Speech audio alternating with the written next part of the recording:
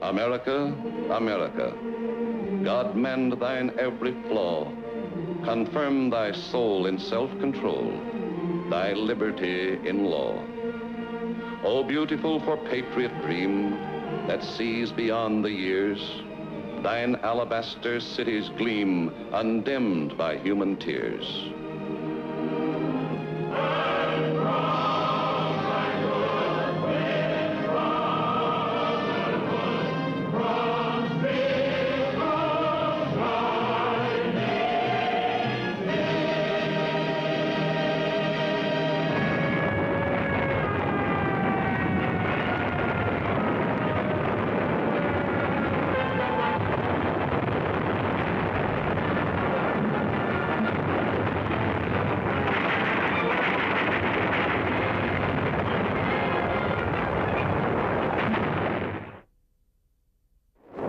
While the Battle of the Bulge was going on in Europe, the 8th Army, commanded by General Robert L. Eichelberger, was battling stiff Japanese resistance on Leyte in the Pacific.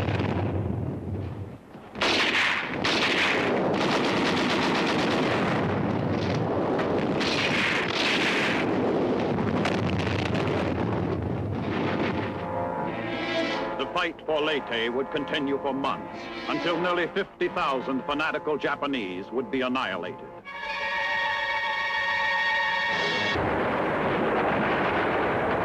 It isn't easy knocking those Japs out of their positions. They're hidden in trees, behind revetments, buried pillboxes, bomb-proofs, bunkers.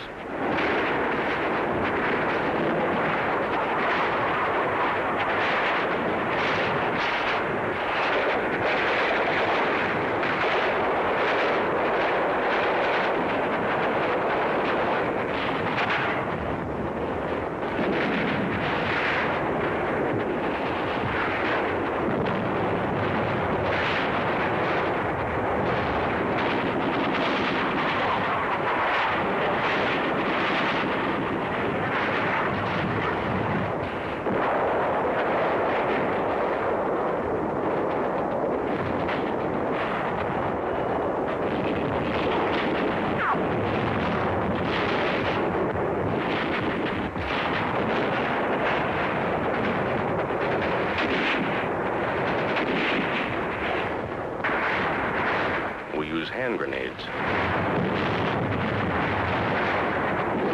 We use all the firepower we have to blast them out. Our rifle fire is deadly. So are the flamethrowers and the mortars. The enemy breaks from cover.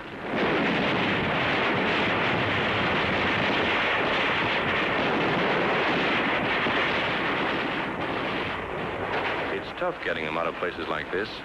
We can never be sure where their snipers are placed. We take it slow, easy.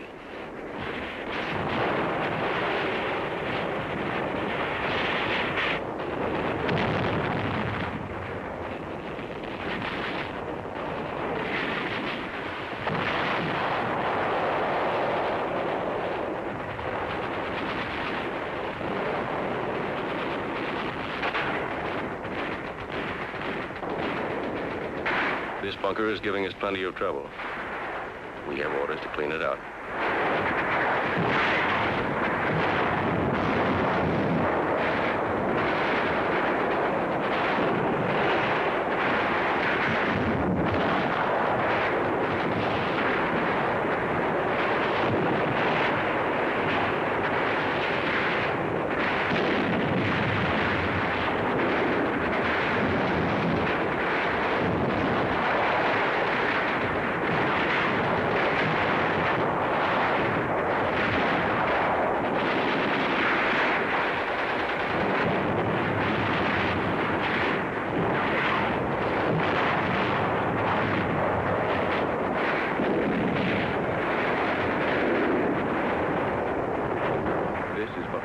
On the other side.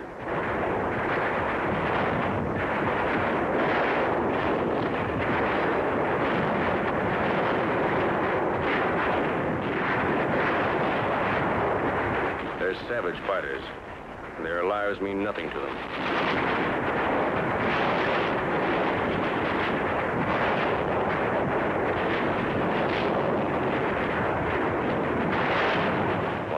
boys is hit.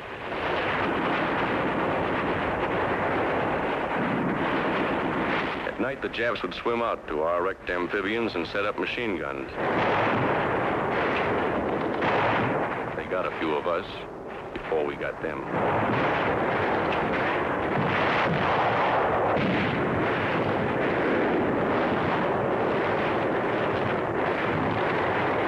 By this time, we know the Japs are licked. They must know it, too. There's still strong resistance. Nip suicide snipers tie themselves up in the trees and take pot shots at us. We hit them, but they don't fall. Just die and hang there.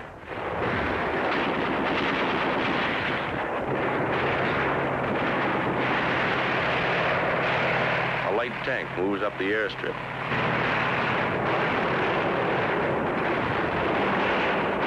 One of our boys is wounded during the attack on the airfield. Another Marine goes out after him in a Jeep under heavy machine gun fire.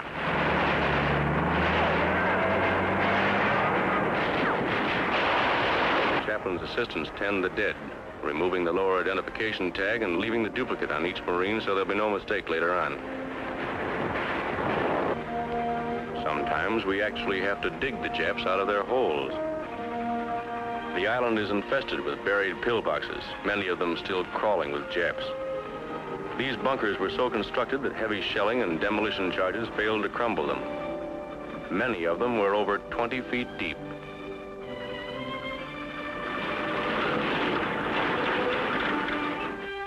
Our first prisoners.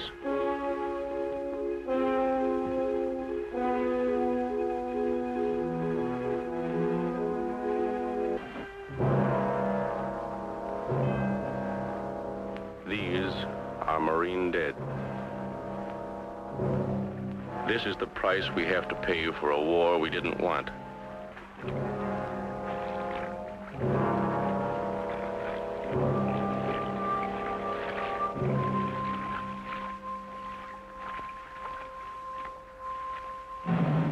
Burial aboard ship for Marines killed in action.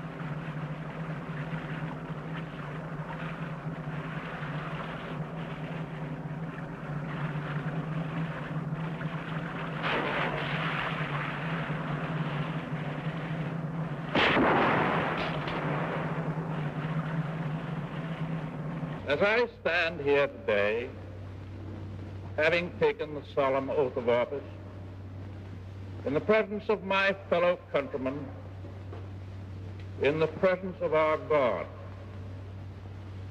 I know that it is America's purpose that we shall not fail.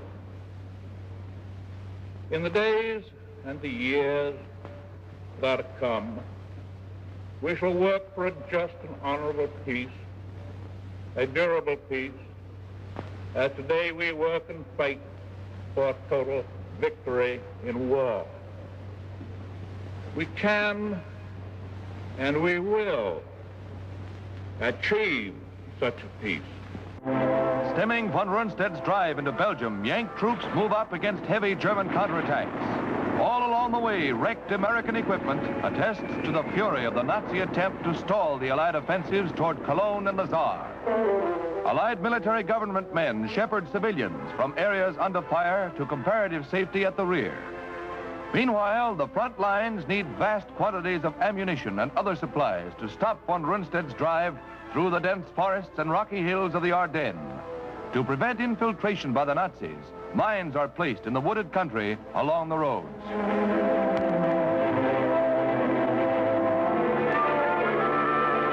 Roadblocks are set up. One light tank is camouflaged as a haystack. Troops scatter through the field searching for Nazi paratroopers, dropped behind our lines to disrupt communications. An abandoned parachute equipment container and a white snow cape are picked up. The Nazis tried every trick, even dressing their troops in captured American uniforms. It was necessary for MPs to halt our own troops and check their credentials. The first few days found the weather perfect for von Rundstedt's thrust. Allied planes were grounded, and the infantry had to fight it out alone.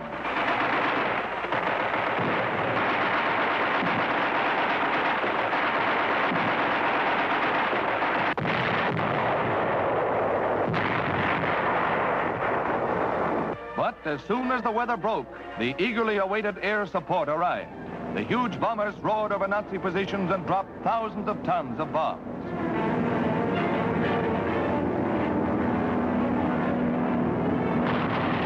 Bombardiers attack an important road junction choked with enemy supply trains. The RAF alone dropped an average of 10,000 tons every 24 hours on German positions.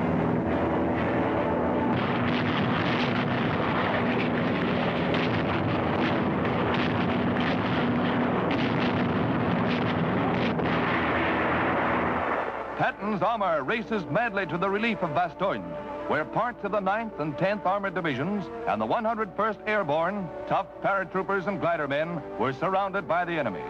Dug into hillsides, they eagerly welcomed supplies delivered by fleets of air transport planes.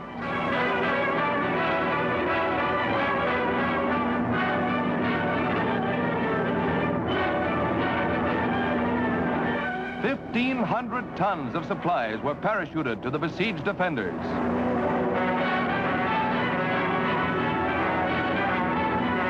New supplies of ammunition are put to work immediately.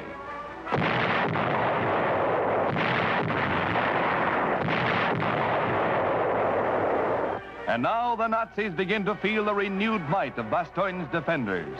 Enemy equipment is shattered and many prisoners are taken. This is Bastogne, the town that General McAuliffe refused to surrender. Smashed American equipment testifies to the courage of its defenders. It's only fair that we should send them more.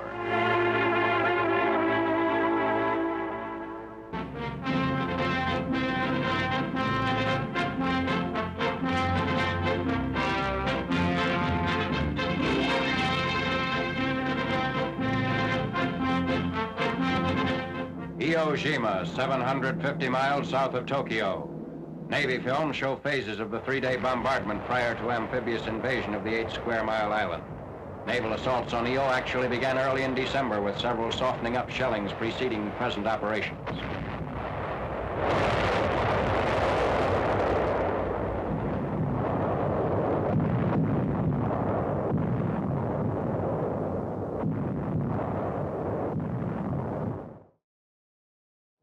Carrier-based aircraft also give strong support. They attack in the area of Mount Suribachi, 550-foot volcanic cone at the island's southern end. A natural fortress honeycombed with pillboxes and caves containing formidable gun emplacements. In addition to the carrier strikes, Army bombers hammered Iwo for 72 days. On 16th February, carrier planes pounded targets at Tokyo and Yokohama, partly as a diversion for the Iwo landings 3 days later.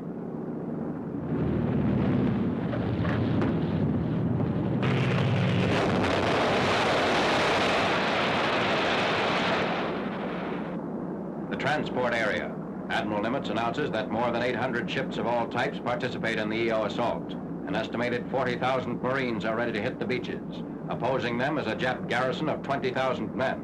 Landing craft rendezvous on D-Day, 19th February.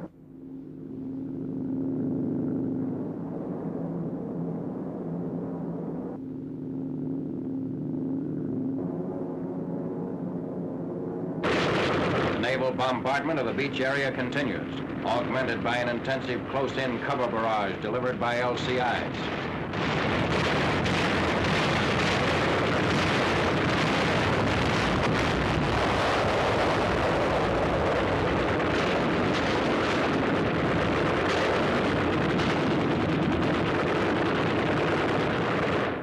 A warship is hit. The enemy is employing dual-purpose guns, 120mm mortars, and his new 1,100-pound rockets. Elements of Lieutenant General Holland M. Smith's Pacific Marines approach the eastern beaches of Iwo. 4 initial landings are made just north of Suribachi and further up the coast. The 4th and 5th Marine Divisions each send 2 regiments with the vanguard force. H hour is 0900, and the landings begin as scheduled.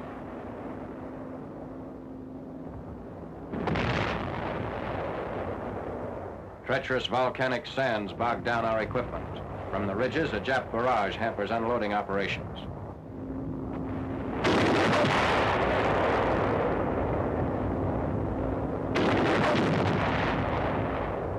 One of the shells hit this LCI. Among the casualties is a Navy combat cameraman who photographed several of the preceding scenes. Support landings. Additional waves drive shoreward in the face of heavy mortar fire. Preliminary bombardment has driven the enemy from his beach positions and results in relatively light opposition through the early stages of the advance. However, casualties are reported to be high among exposed beach and shore parties responsible for bringing up supplies. The loose, brittle volcanic cinder which forms the surface of this island makes difficult the use of ordinary mechanized equipment. It's reported that even the Jeep is unable to maneuver. Only the LVTs are found effective in hauling supplies.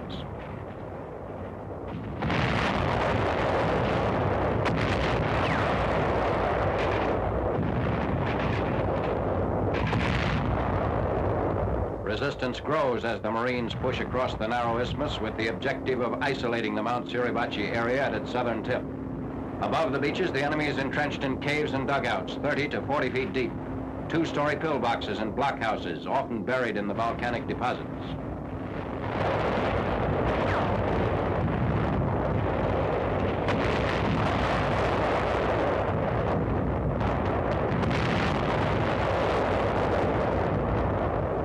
Jap resistance is described by the Navy as the most fanatical yet encountered in Pacific warfare. Foot by foot is the bitter and bloody story of the advance on Iwo Jima, whose 8 square miles cost 4,100 American lives and total casualties of 20,000, half as many as all previous Marine operations in the Pacific combined. Navy and Marine Corps pictures show alligators grinding their way forward for the first assault on Mount Suribachi, whose guns command most of the island. Its capture is vital, and Navy planes roar into the attack.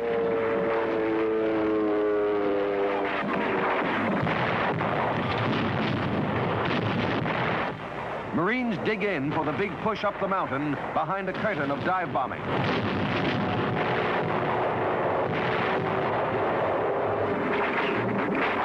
Big guns of the fleet offshore join the pulverizing barrage. On shore, howitzers hammer the Japs holed up in Suribachi's countless caves.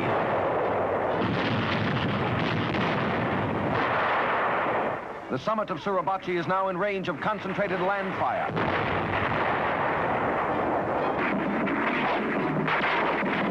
The slow, agonizing crawl begins under merciless Jap fire, and pockets must be cleaned out with grenades.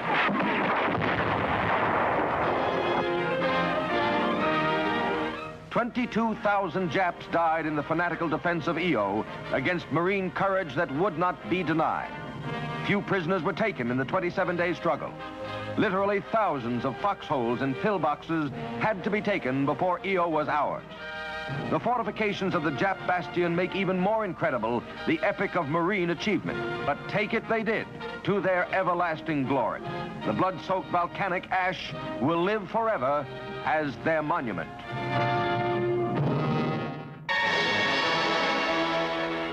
Our forces were spreading out in the Philippines. 6th Army troops landed on Luzon in the Lingayen Gulf and swept southward to capture Tarlac, only 65 miles from Manila.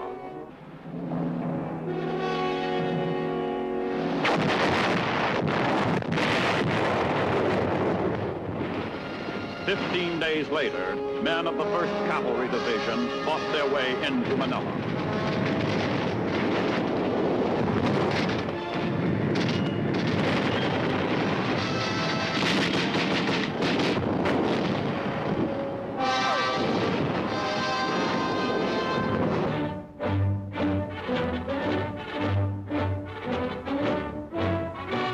With the 6th Army in northern Luzon, field artillery units and troops of the 25th Infantry attacked Jap positions in the Lupao and Umingan areas.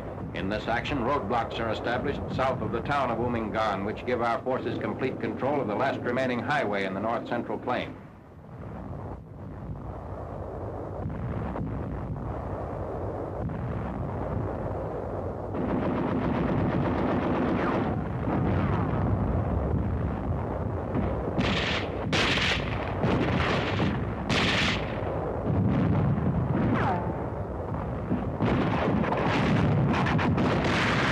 Bazookas fired point blank reduced Japanese pillboxes.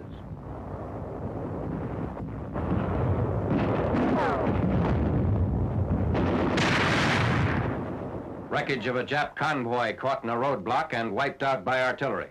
8 tanks, 20 trucks, and 8 105mm guns were destroyed, and 54 enemy troops killed. Tank units and troops of Major General Vern D. Mudge's 1st Cavalry Division dismounted, crossed the Angat River at Bustos. This is the last important water barrier between the central Luzon Plain and Manila.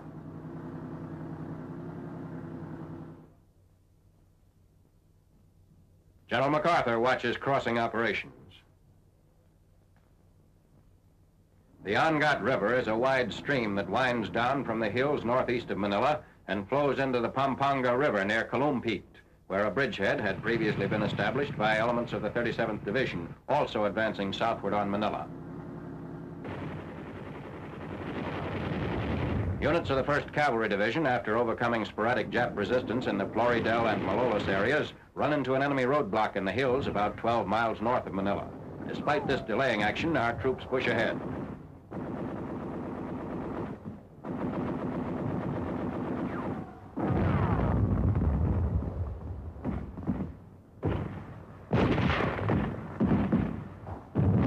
On 3rd February, troops of the 8th Regiment, 1st Cavalry, enter Manila at Grace Park on the northern outskirts of the city.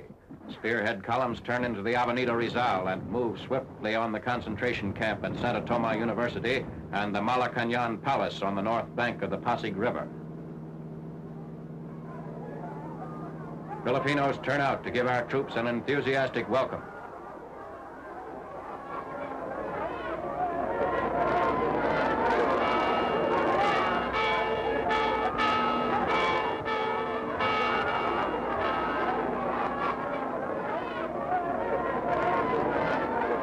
Taking part in the celebration, troops fill helmets and glasses with beer tapped from a nearby brewery. The American flag is raised at Santa Toma University in the city of Manila. The university, used by the Japs as a prison camp, was seized by units of the 1st Cavalry Division, 1st American troops to enter Manila. Internees at Santa Toma signed the identification register for shipment out of the area. At least 3,700 Allied nationals, most of them American civilians, were freed after 3 years' internment.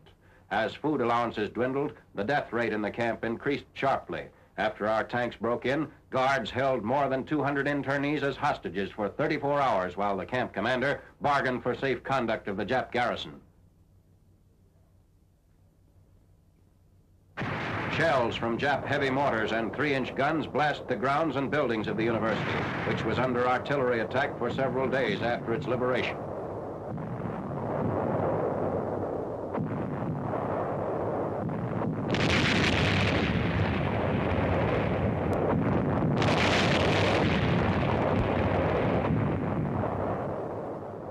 American guns massed in the university yard fire against enemy artillery positions.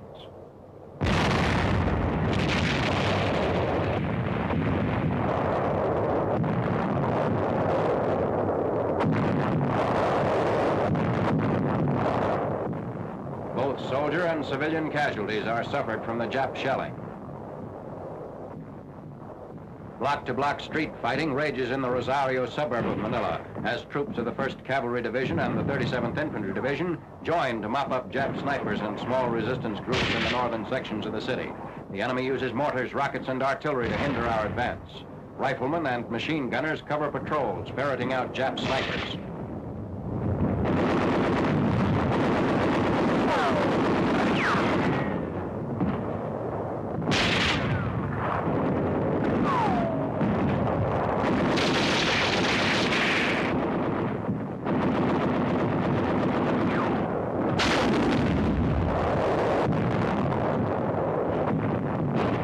Filipino girl guerrilla.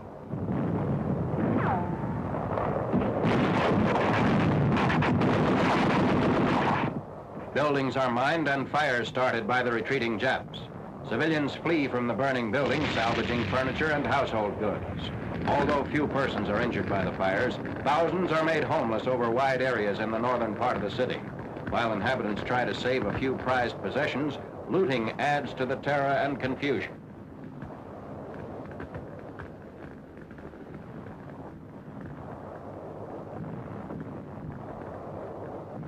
Jap atrocities in Manila.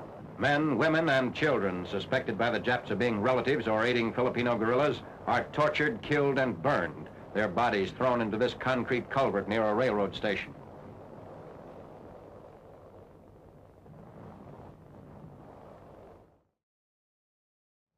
Filipino collaborators rounded up by the guerrillas. One of them carried maps showing the burned area of Manila and locations that were to be fired by the Japanese. The collaborator is led through the streets of downtown Manila. Liberated prison in the heart of Manila. Liberated American servicemen dig in the prison courtyard to find the regimental colors which they buried in the first days of their imprisonment, shortly after their capture at Patton. General MacArthur visits Liberated prison. He assured internees that every facility of the armed forces is being devoted to the care and attention of those who've been rescued. Fires in Manila's ruined dock area.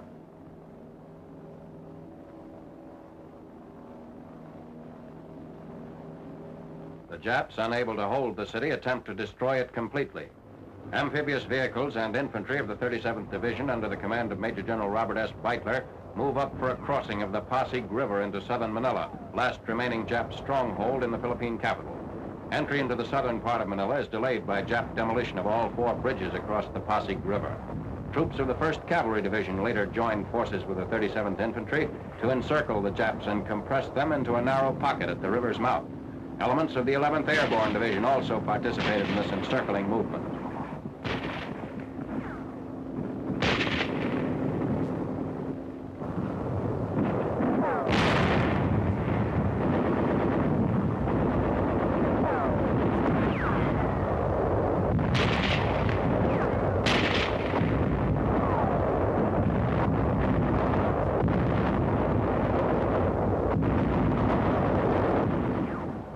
The enemy is pushed back toward a last stand at Intramuros, the ancient walled part of the city of Manila on the south bank of the Pasig River.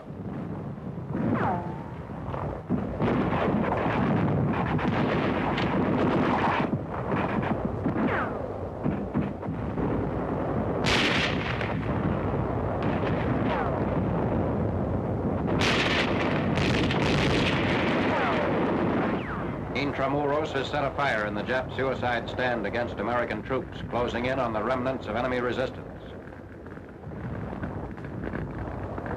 Flames from the burning area light up the sky by night. Our troops advance into the stubbornly defended walled city, one building at a time. The Japs are unable to maintain continuous fire against infantry units, but slow down our progress with machine gun and sniper fire from concealed positions in walls, windows, and rubble.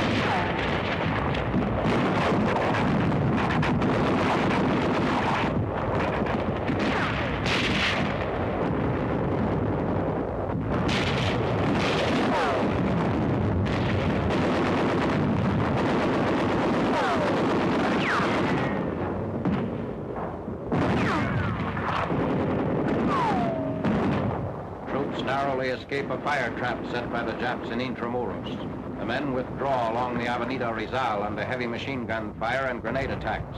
Japanese resistance, concentrated in public buildings and city landmarks, is systematically reduced by artillery fire. Dozens of enemy guns, ranging from 20mm anti-aircraft guns to 155mm pieces, are knocked out in counterfire against Jap artillery positions.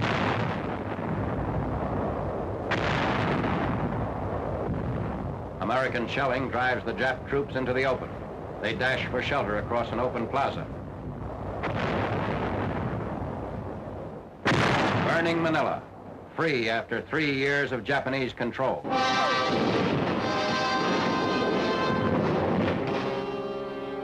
The capture of Manila included the Santo Tomas prison camp. Along with the Filipino people, these prisoners had waited in long and quiet agony for this moment of liberation. Of all the liberated peoples in the world, none showed more gratitude than did the Filipinos. They well knew we had come not for conquest, but to keep a solemn promise to return and destroy the aggressor, who had taken over their homeland in a war of conquest.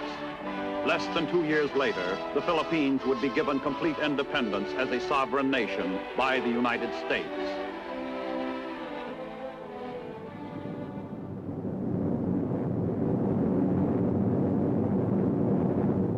"13 days after the fall of Manila, our airborne troops landed on Corregidor. 2 years and 9 months after the Japanese had hauled down our flag. It had been a long and bloody road, but we had returned.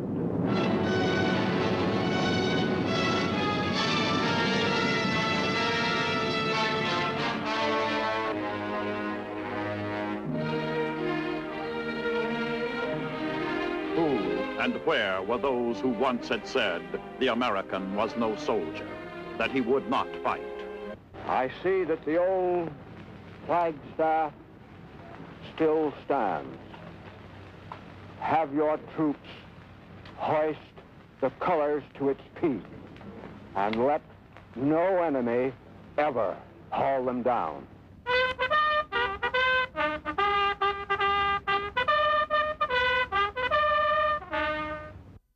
Driving through terrific storms, task forces of the Pacific Fleet roam the seas about Japan's homeland, steadily cutting down her remaining power to wage war. Sure of their superior strength, carrier forces boldly attack Tokyo and run down Jap convoys along the sea route between Nipponese supply bases and enemy troops in Borneo, Singapore, and other isolated garrisons. It's dirty going in these winter gales, but through storm or calm, they're out to cut the enemy's lifeline. Planes warm up for a hazardous takeoff through wind and rain.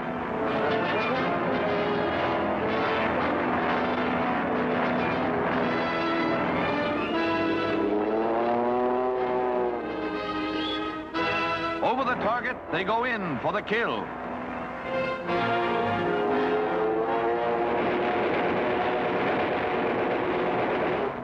But the main target is Tokyo itself. Here, the supply lifeline is cut at its source. Planes from Admiral Mitcher's famous Task Force 58 conquer fighter plane opposition. Navy and Marine pilots in 3 days destroy 817 Jap planes. We lost but 9 fighters. Navy combat cameramen filmed these dramatic scenes of the attack on the heart of Japan, a strike that first hit Tokyo in the early morning hours when her armament plants were buzzing with industry. This is what the boys call the Mitcher Shampoo. A huge aluminum plant is the next customer to get the hot towel.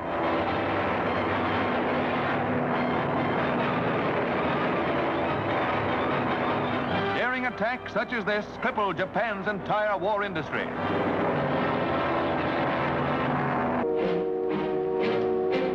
All around the world, climactic events were swiftly gaining momentum. Our Ninth Army, under General Simpson, crossed the Rhine on the 2nd of March. 4 days later, General Hodge's First Army occupied Cologne. 4 days after that, 300 of our super fortresses blasted Tokyo.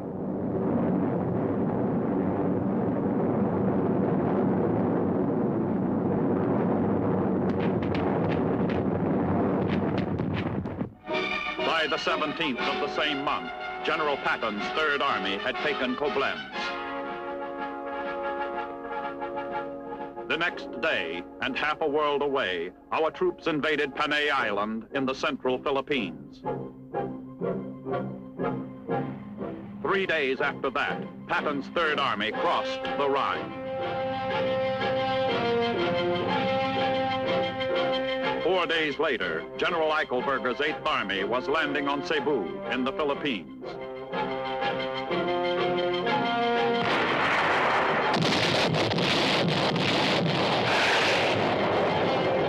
Less than a week after that, on the 1st of April, 1945, the United States 10th Army, under General Simon Buckner, invaded Okinawa. On the 11th of the same month, the 2nd Armored Division of the 9th Army reached the Elbe, only 63 miles from Berlin. The 3rd captured Coburg.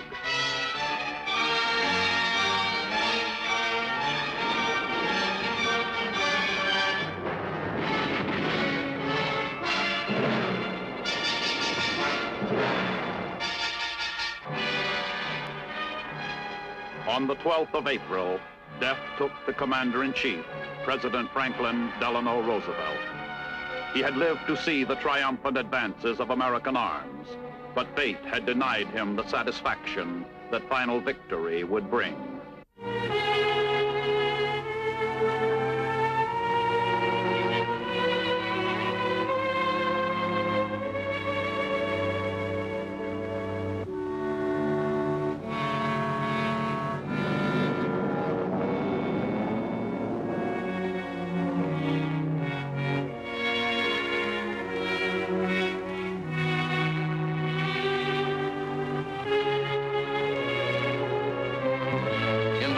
Room of the White House, Harry S. Truman was sworn in as president.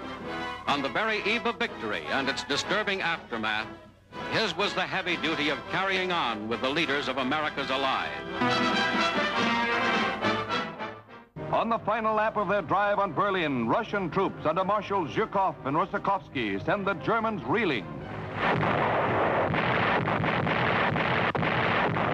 Cossacks are in action too.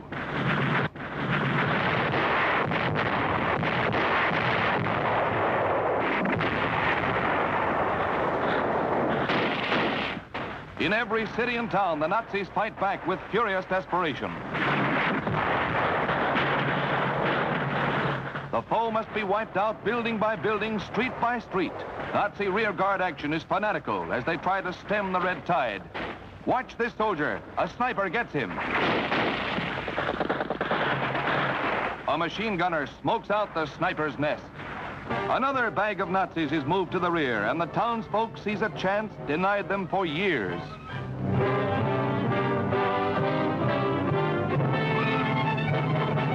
The protection of red soldiers is all that saves the prisoners from a vengeful people.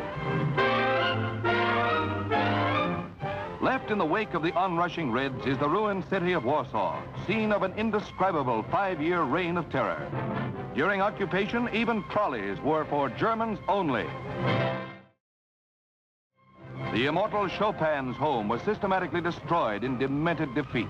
But at last, the exiled population, those still alive, are able to return to the shells of their former homes. For once more, the Polish flag flies over Warsaw.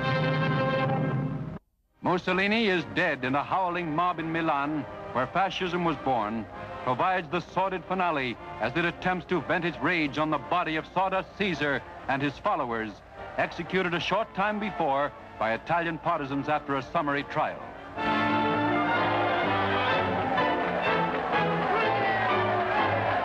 Signal Corps cameras record the blind fury of a people whom he led to disaster after promising them an empire through 20 strutting and corrupt years.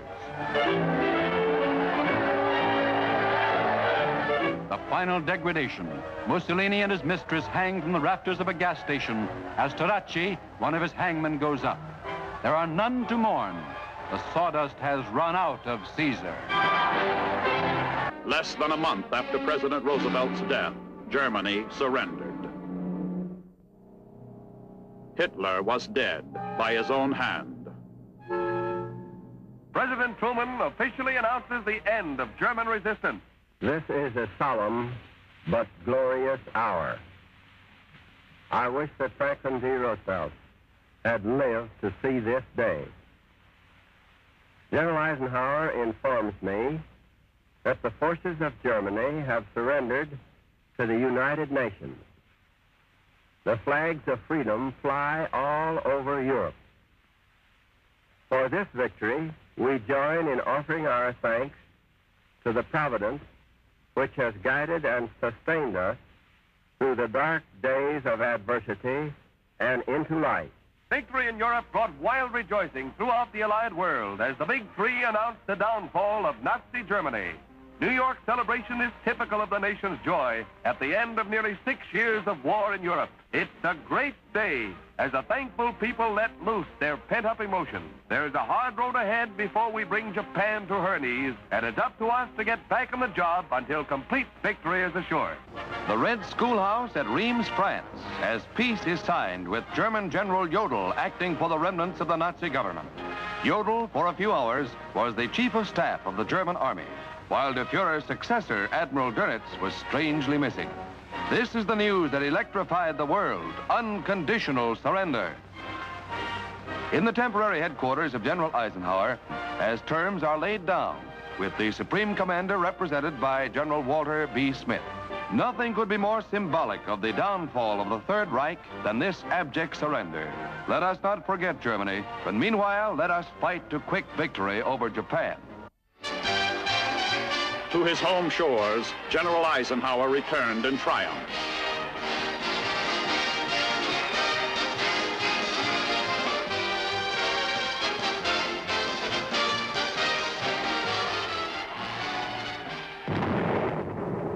But in the Pacific, a war was still going on. A big and bitterly fought war, with the end not yet in sight. Okinawa was a bloody battleground, as our 10th Army was finding out.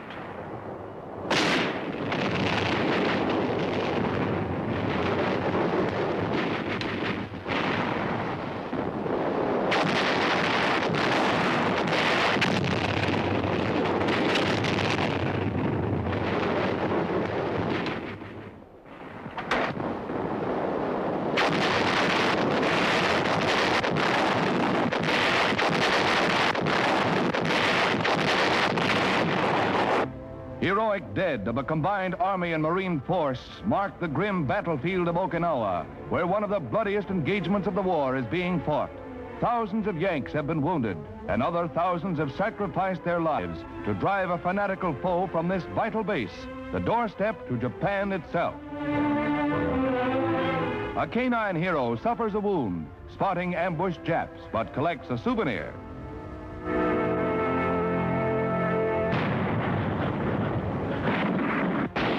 Along the Jap southern defense line between Naha, Shuri, and Yonabaru, the Yanks advanced slowly, facing one of the fiercest artillery barrages of the war. In a few hours, the enemy poured 10,000 shells into a front of only 9,000 yards. Each small advance is gained by sheer grit in the face of withering fire from a suicidal enemy being slowly hammered back into the hill. The enemy defense line across the island is forced back and flanked at both ends by the dogged attack. Cautiously advancing on the firmly dug-in enemy, Yanks plant a heavy charge of dynamite.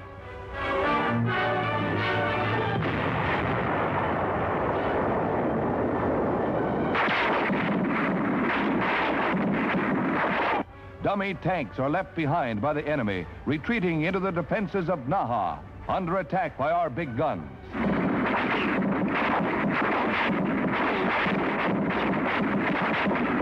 The going is brutal and our casualties are high, but Okinawa stands squarely across the road to Tokyo and the China coast. It's the next big step toward victory over Japan, a victory that can only be won by work, war bonds, and heroic sacrifice. It took us 82 days of continuous fighting to take Okinawa.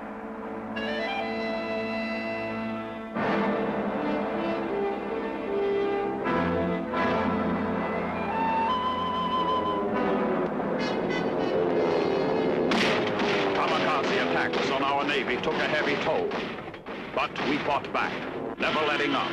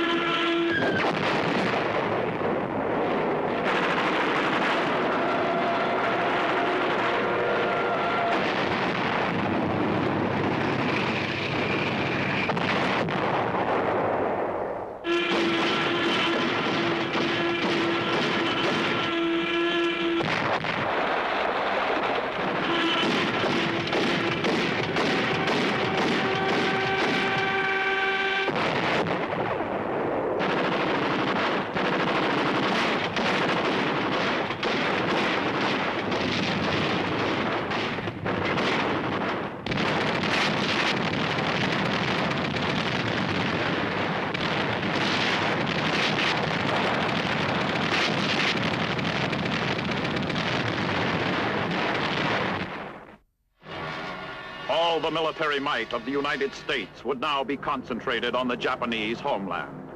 A tough job lay ahead, a job that would take men and equipment. Our entire military strength was now aimed at the one remaining Axis partner. Swarms of B-29s and carrier task forces carry destruction to the Japanese homeland. These and the following scenes of the opening of the final assault on Japan were photographed by newsreel, Navy, and Signal Corps cameramen.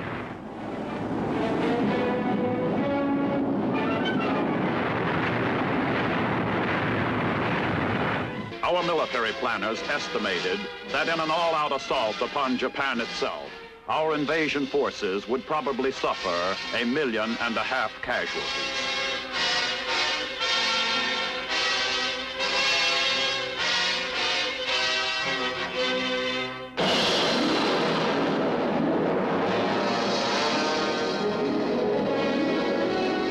But a new and terrifying force had come into the world, which was to prevent those 1.5 million casualties, the atomic bomb. 2 of these awesome weapons dropped on Hiroshima and Nagasaki brought Japan to her knees. The President reports on the startling developments that sealed Japan's fate. We are now prepared to destroy more rapidly and completely every productive enterprise the Japanese have in any city. We shall destroy their docks, their factories, and their communications. Let there be no mistake. We shall completely destroy Japan's power to make war. It was to spare the Japanese people from utter destruction that the ultimatum of July the 26th was issued at Potsdam. Their leaders promptly rejected that ultimatum. If they do not now accept our terms, they may expect a rain of ruin from the air, the like of which has never been seen on this earth. Behind this air attack will follow sea and land forces in such numbers and power as they have not yet seen, and with the fighting skill of which they are already well aware. Generalissimo Stalin, from Lenin's tomb in Moscow's Red Square, reviews his troops. The Russian decision to join in the effort to achieve quick victory over Japan was made before the release of the news concerning the atomic bomb by President Truman.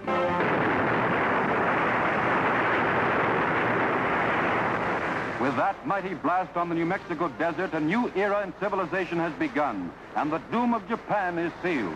For this is the first test of the atomic bomb, which was later to wipe out the cities of Hiroshima and Nagasaki and drive the Japs to surrender. These official U.S. Army pictures were taken from 6 miles away, and appalled scientists saw a column of smoke soar 40,000 feet into the stratosphere. The atomic age, for better or worse, is here. The day of days for America and her allies.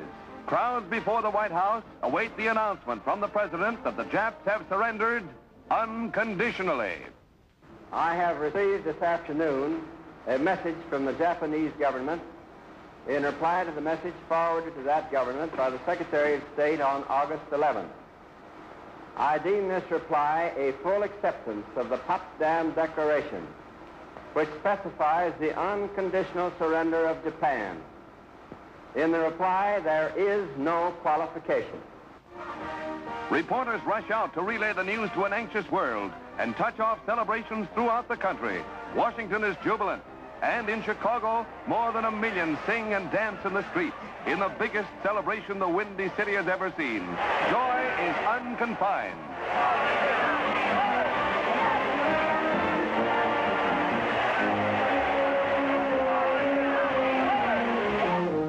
It was 4 o'clock Pacific time in San Francisco when the announcement came, and people were quick to leave their offices for an impromptu, spontaneous celebration. But it was in that city's Chinatown where Victory Day was the most joyous. Firecrackers that had been hoarded for years are set off in a triumphant roar.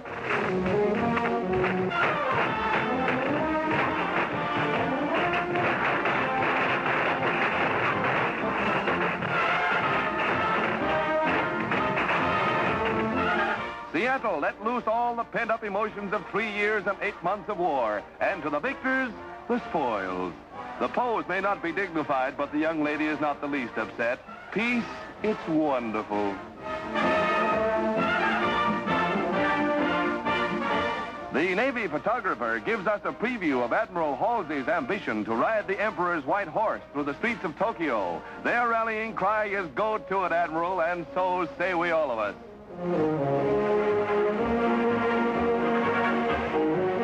But the greatest, wildest celebration of all was in New York's Times Square, where 2 million people, by far the greatest in the city's history, filled the streets all day waiting for the official word. A hilarious, happy throng, they cheered every rumor that it was all over. And when President Truman's announcement came at 7 o'clock, the lid really blew off.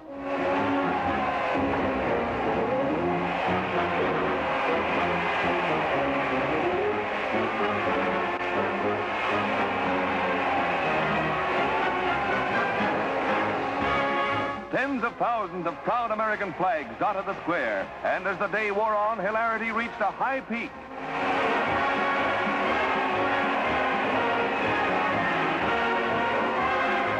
Far into the night, the happy crowd screamed their relief at the end of the greatest war in history. New York never celebrated like this before, but never did they have a better reason.